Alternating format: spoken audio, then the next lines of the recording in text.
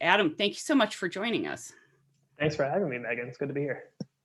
And so Pew has looked at the issue of so-called sin taxes for state budgets like alcohol, tobacco, and then followed up with studies on how recreational marijuana sales fit into those analyses. So first, let me ask, it's really tempting to raise taxes on things like alcohol and tobacco products, and a lot of states have done that. But what's interesting is usually they're raising money for public health programs, which, if successful, would actually help curtail consumption of these products and thus reduce the revenue from sin taxes. So how are these kinds of taxes problematic for state budgets? Yeah, it's an interesting question because I do think, like you were saying, sort of from a policymaker's perspective, can be at least competing goals, curtailing the use or increasing revenue, and so there's sort of a balance that needs to be struck there. And state policymakers need to decide if they're doing this for public health reasons or for budgetary reasons. When you're talking about other sin taxes like alcohol, tobacco, some of the issues from a fiscal perspective are that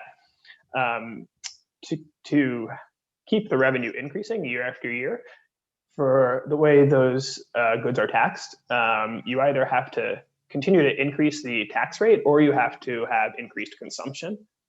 Which, going back to what we were saying earlier, both of those have or can have, depending on the policymaker's perspective, can have negative consequences or are undesirable on their own. So those are sort of the issues with your traditional sin taxes like tobacco, like alcohol, from a budgeting perspective.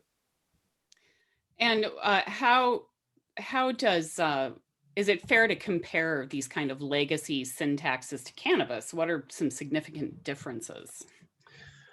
Well, I think there are a few differences. I mean, first of all, when you're talking about tobacco use is in a long-term decline. That's another reason why to continue getting revenue, you have to either increase the rate or rely on increased use, but it has been in long-term decline.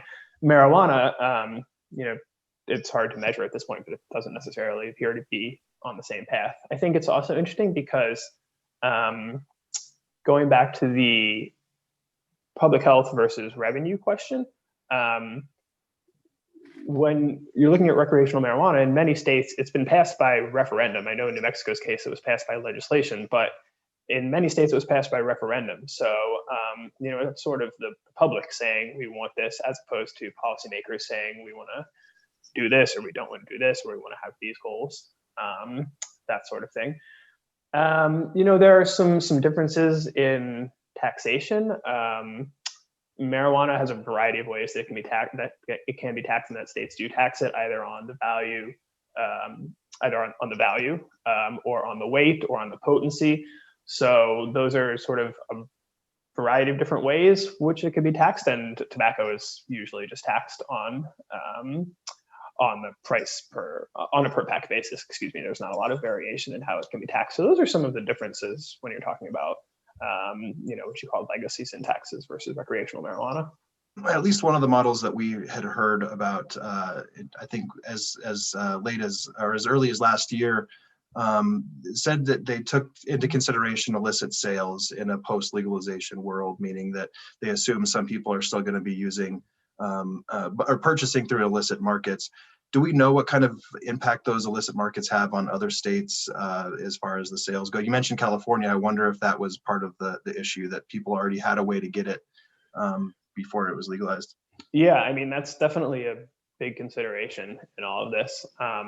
Converting from the black to the legal market is one of the things that revenue forecasters really have to think about, because that's ultimately going to have a huge impact on how big the market is and how much sales and revenue states take in. It's complicated. There's not really a great way to do it. One of the things that states have done generally since recreational marijuana has started cropping up in states is learning from other states and from other forecasters, and seeing what has happened in their states. So looking at states like Colorado and Washington.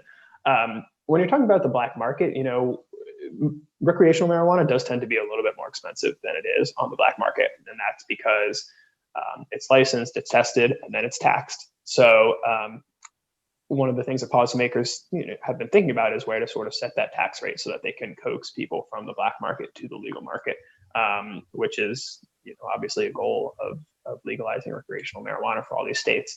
So it's definitely it's a tricky issue, and I think it's something that states are still wrestling with. You touch in your research on some of the bumps and delays other states encountered as they ramped up legal recreational infrastructure. We are in the process of that now with our state agency promulgating rules and regulations.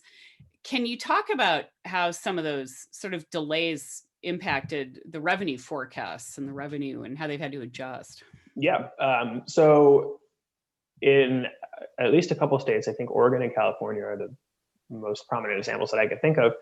It took a while, it took longer than expected for the market to get up and running, for stores to be opening. And as a result, forecasters, that wasn't something that they had anticipated. And so to start, that was probably a contributing factor to why revenue that was collected was below what was forecasted. I think that in Oregon, at least, I think that has pretty much smoothed itself out. I think California may still be going through that a little bit, but I think it was partly because I know in Oregon they had way more applicants to grow and I think to sell than they were anticipating. So there was a bottleneck processing that. California, I believe, has some more local regulations that localities could at least put into place, and that was something that led to the market being a little bit delayed. So there are different reasons, but it's definitely something that states have seen.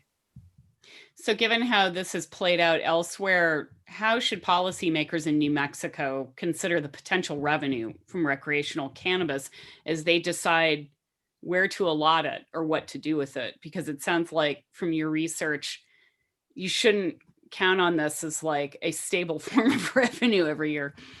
Yeah, that's right. So first of all, I think it's important to remember that we're talking overall about a very small percentage of total revenue. So in Colorado, for example, in fiscal year 20, they collected about $330 million in recreational marijuana taxes, which sounds like a lot, but their total budget is somewhere in the $30 billion range. So percentage-wise, it's a very small number, and that holds across all states.